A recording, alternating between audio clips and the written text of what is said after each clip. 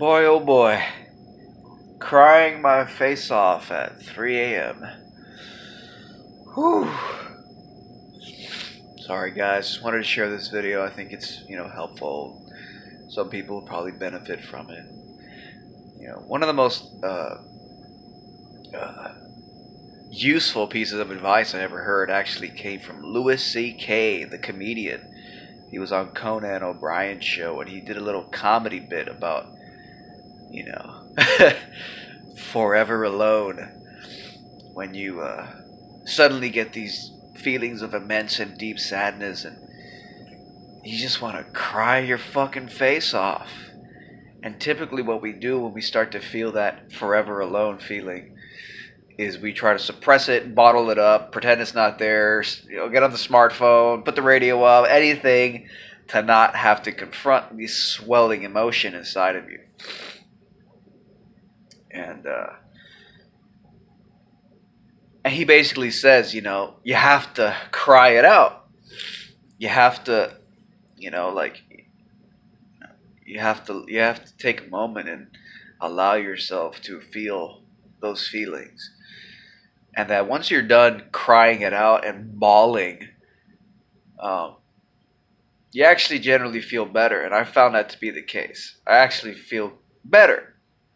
It's almost like I've said it before.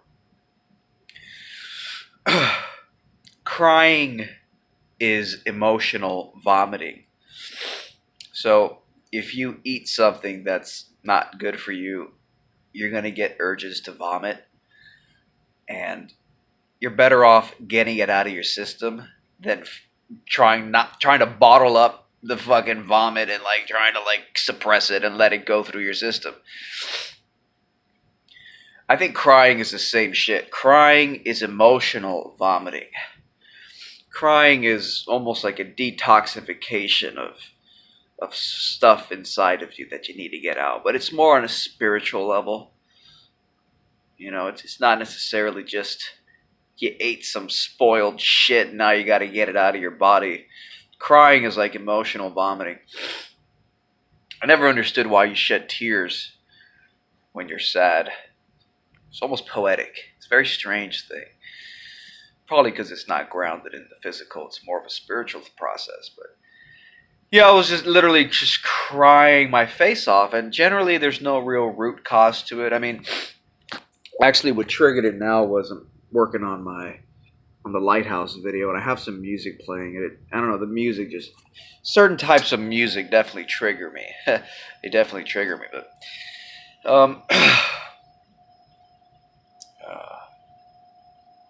yeah, Louis C.K. describes it as forever alone, and I think it's probably a universal feeling.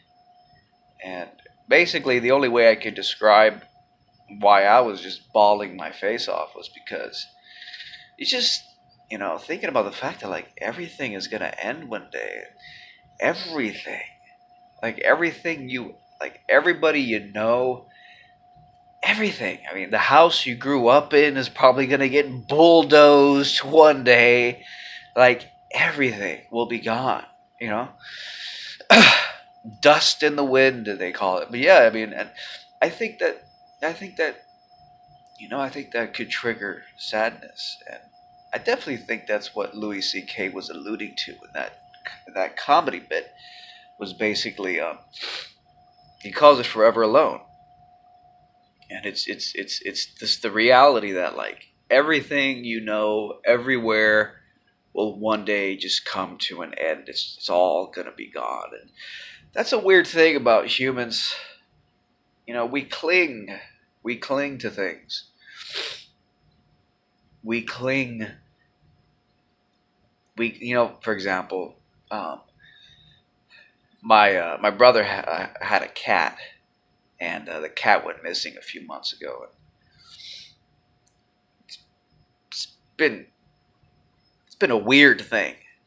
You know, I've never really had to deal with a missing person or a missing cat or pet. People lose their children. Child goes missing, and they never see the kid again. That's horrifying.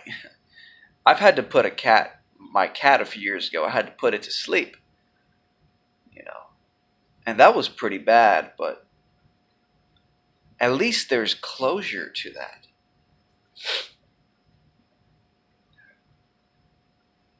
But when my brother's cat went missing a few months ago, you don't get closure. You don't get a final chapter so you can rest your soul with. You don't even know where the cat is. Is he alive? Is he dead? Did somebody steal him? Did he get hit by a car? Is he begging for help in a bush somewhere? You don't know.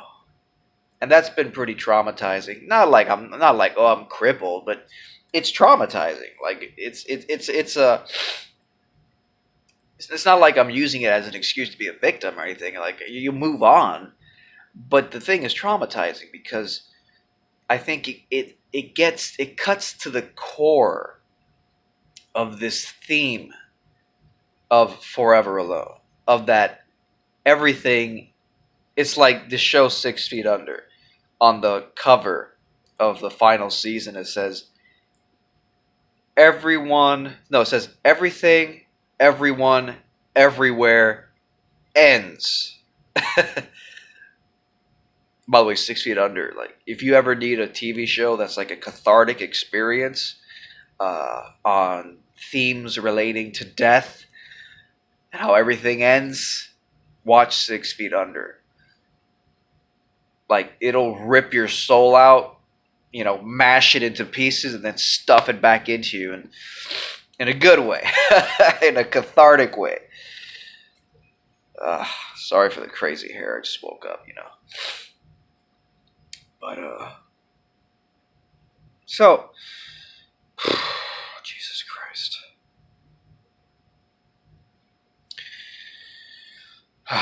Yeah, so. Yeah, I mean, and so, with a missing cat and stuff, or a lost loved one, whatever it is, the fact that you don't get closure to it really eats at you in terms of the fact that, yeah, fine, your cat went missing, and you'll probably never know what happened. And so so it's like this thing where you have to deal with the reality that everything is unstable. There is no certainty. There is no permanent sense of belonging. It's all going to get ripped down and torn away. If not by this or that, then certainly by the passage of time itself. And everything from top to bottom will be chewed out and spit out.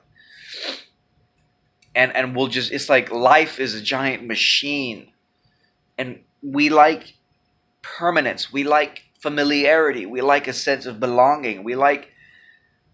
And life doesn't give a crap. It's just a machine and it chews you up and spits you out.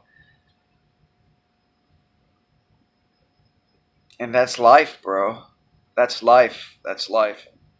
For some reason, that's something that triggers me sometimes. But yeah, I was crying hard. People say, oh, crying's for pussies. And no, I think it's a natural thing that needs to happen. And if anything's pussy-ish, it's hiding your true self because you're afraid of other people's criticism. That's cowardly.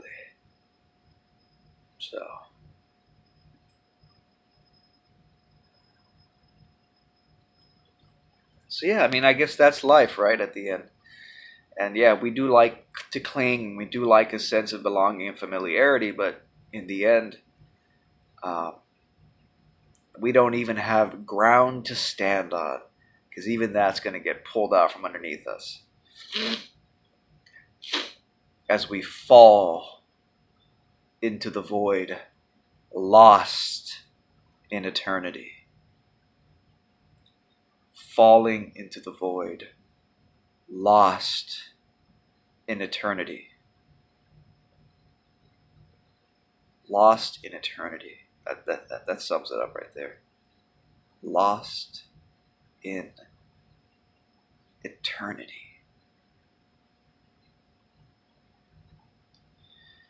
I feel better now after bawling my head off. But yeah, everything's gonna be gone and everything's gonna be just ripped away from you. And I guess that's life. You get born into this world, you're full of life and energy and promise. And then as you grow old, you start to deteriorate. Everybody you love, one by one,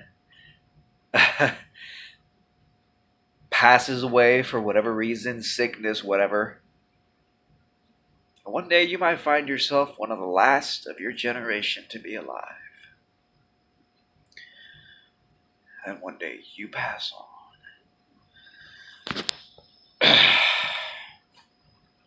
But that's the way it is.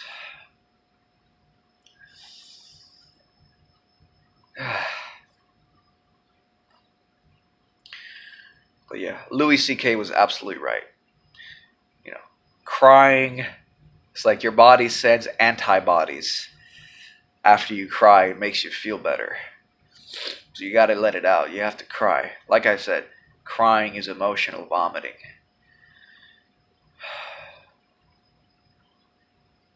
Permanently lost.